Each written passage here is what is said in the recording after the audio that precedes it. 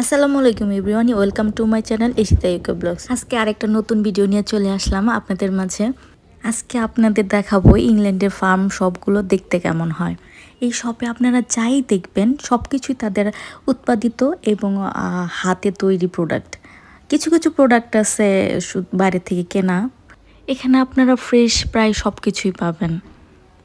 এখানে আছে গাছের ফ্রেশ ফ্রুটস। এটা হলো প্লাম। প্লামগুলো দেখে খুবই লোভনীয় লাগতেছিল, একদম টসটসে, একদম ফ্রেশ, গাছ থেকে মনে হয় একটু আগে পারছে এরকম লাগতেছিল।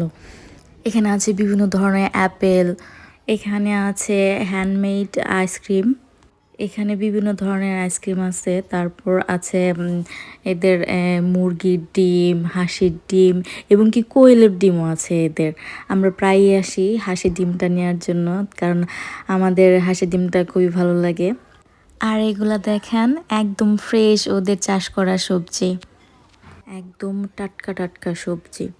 আমাদের প্লামগুলো খুবই ভালো লাগছে, তাই ভাবলাম যে নিয়ে নেই কিছু, যদি ভালো হয় তাহলে তো ভালোই।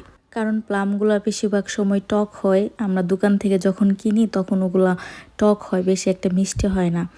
এই প্লামগুলো দেখে ভালো লাগতেছে, ভাবলাম নিয়ে নিই, যদি মিষ্টি হয় তাহলে পরে এসে আবার নেওয়া যাবে। কারণ ফার্মের এই ফ্রুটসগুলা আর সবজিগুলা সবসময় ভালো হয়।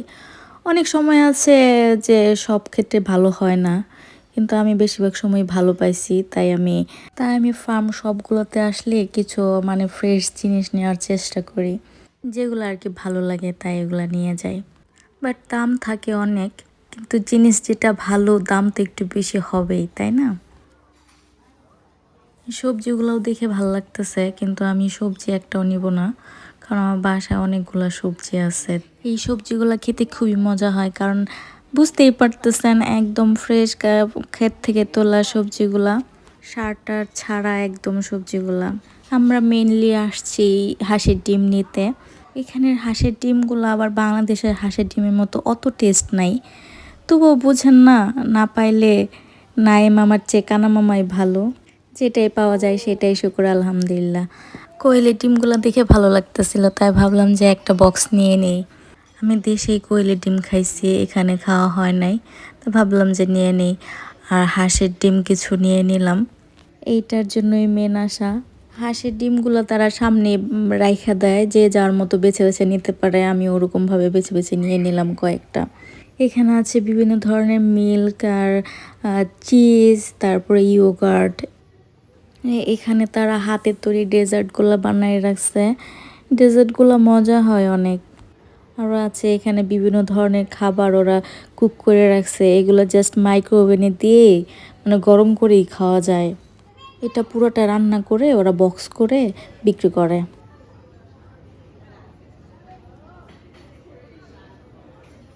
প্রচণ্ড ভিড়, হাঁটা যাচ্ছিল না, প্রচুর মানুষ আসে এখানে, দূর দূরান্ত থেকে মানুষ এসে এখান থেকে বাজার করে নিয়ে যায়। ফ্রেশ জিনিস সব জায়গায় তো পাওয়াও যায় না, বুঝেন না।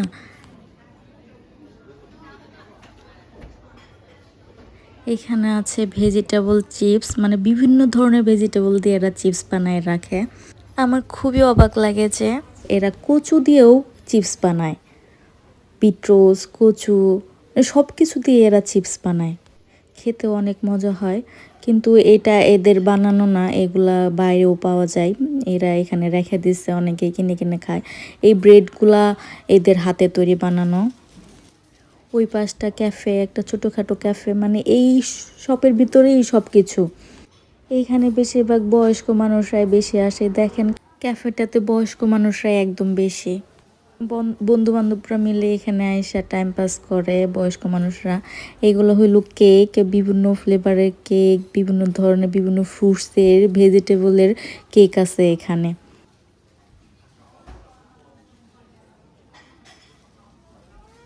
আর এখানে হলো বেক আইটেমগুলা।